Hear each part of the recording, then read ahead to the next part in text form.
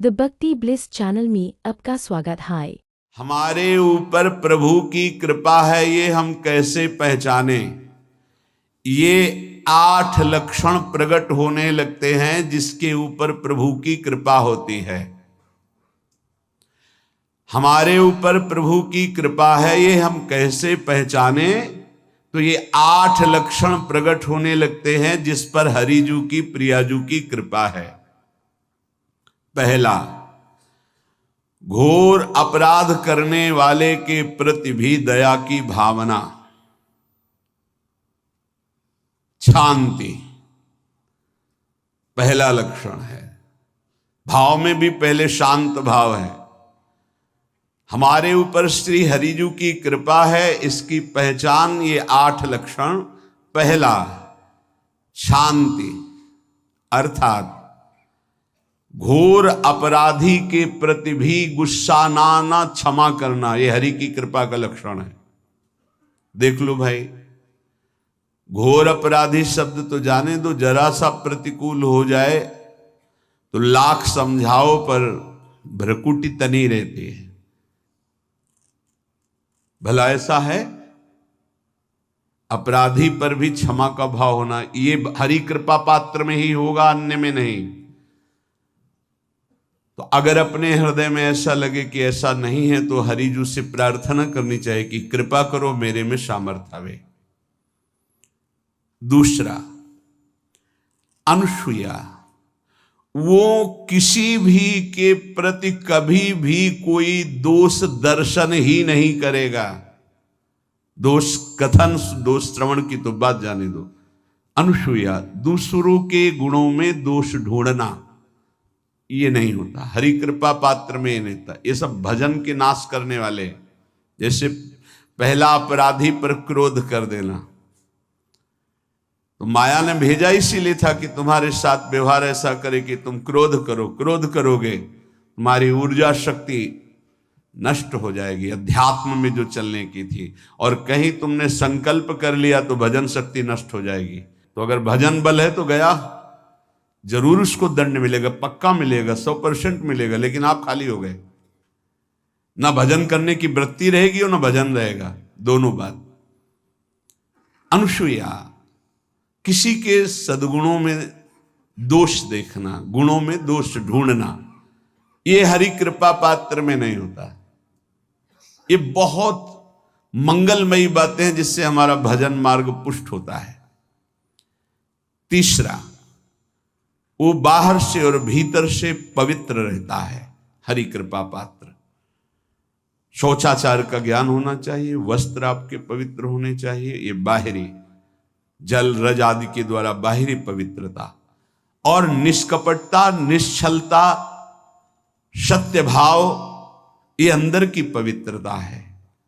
अगर कपट है, छल है, असत्य है तो हृदय मलिन रहता है। भीतर और बाहर से पवित्र रहना, इसमें खास बात क्या है? भीतर और बाहर से पवित्र रहने में, भीतर और बाहर से सदैव पवित्र कौन रह सकता है? तो बोले जो पुंडरीकाक्ष भगवान श्री हरि का प्रियाजू का स्मरण करता रहता है, वो शवायाभ्यंतर शुचि, वो बाह्य और अभ्यंतर दोनों से पावन रहता है। तीसरी जो कृपा का लक्षण है, अर्थात वो सदैव भगवत चिंतन परायण, शौचाचार का पालन करने वाला, बाहर और भीतर से हरि कृपा पात्र पवित्र रहता है। चौथा, ऐसे कार्यों का अनुष्ठान न करे जिनमें हमारा भजन छूटता है, जिनमें सत्य छूटता है, जिनमें भगवत भाव छूटता है। जैसे आपके ऊपर कृपा हुई, आप भगवत मार्ग में चल रहे हैं, अब आप ऐसे संसारिक कार्यों का अनुष्ठान कर रहे हैं जिनमें आपकी चित्तवृत्ति बिल्कुल भगवत विमुख हो रही, तो जीवन का लाभ क्या होगा? लाभ तो है भगवत स्मरण सहित। कल एक ने प्रश्न किया कि मैं खाता तो नहीं हूं लेकिन मांस की दुकान में मांस बेचता हूं, होटल आदमी, क्या उचित है? ये उचित कैसे हो सकता है? तुम और भी तो व्यापार कर सकते हो। जरूरी है धर्म का पालन करने की इच्छा करते हो, धर्म आचरण करते हो, ऐसा नहीं। तो विरत बहुकर्मा, उन कर्मों से हमें विरत रहना है जो हमारे धर्म के विरुद्ध है, जो भजन के विरुद्ध है। हरि कृपा पात्र ऐसे कर्मों का अनुष्ठान कर ही नहीं सकता। अपने भजन का फल देखना भगवत कृपा पात्र के, सबको प्रदान कर देना। हिम्मत है?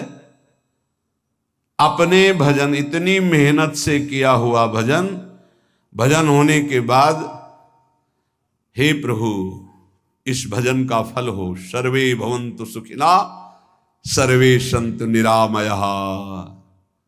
यहां तो कहते महाराज एक माला रोज आपके लिए करता हूं कि आपकी बीमारी ठीक रहे, तो शेष किसके लिए करते हो प्रभु? शेष क्या? अगर इष्ट और गुरु के लिए तुम्हारा है कि एक माला करते तो फिर इतनी माला करते तो हमें क्या होगा?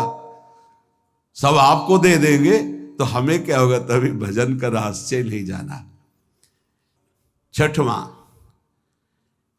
अपने भजन से अपने लिए कुछ भी ना चाहना और दूसरों की तो बात जाने दो, दूसरों से कुछ ना चाहना ये तो ठीक है, अपने भजन से अपने लिए कुछ ना चाहना है हिम्मत। देखो ये हरि कृपा पात्र में हिम्मत होती है।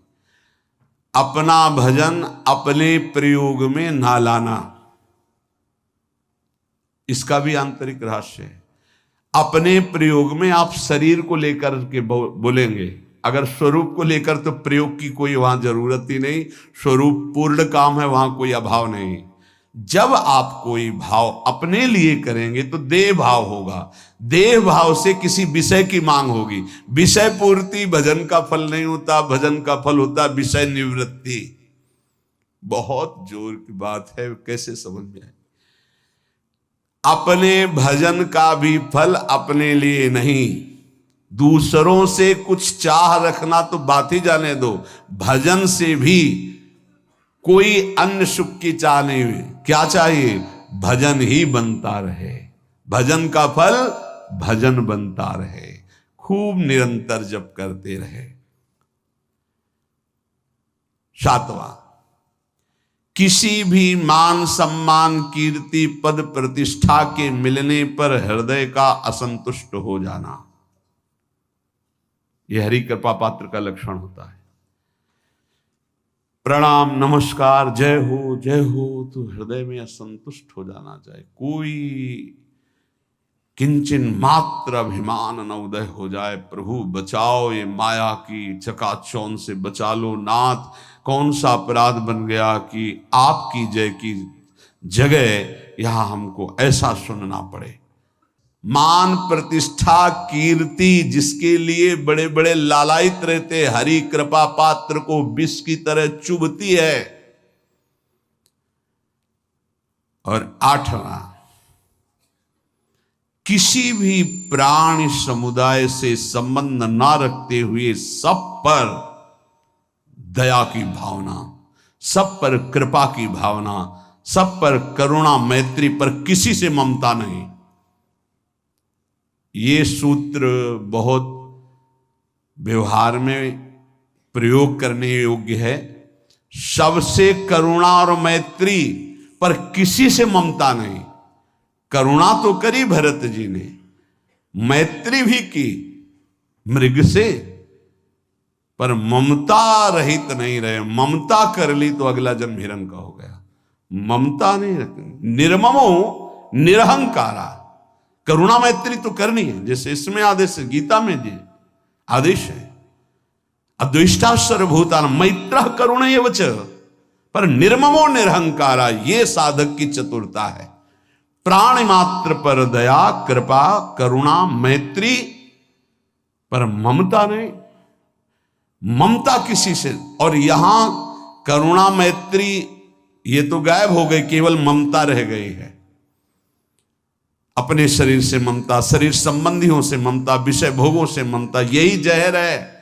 संबंध में ये ममता ही जहर है, विचारों में अहंकार जहर है, कर्मों में ये आसक्ति जहर है। इसी जहर को मिटा दे तो जीवन मुक्त महापुरुष कर्म करते हुए, विषय सेवन करते हुए, वार्ता करते हुए, विचार करते हुए, बिल्कुल जहर रहित उसका जीवन हो गया। तो ये 8 बातें हरि कृपा पात्र में होती हैं, इनको बार बार सुनना और हृदय में धारण करना।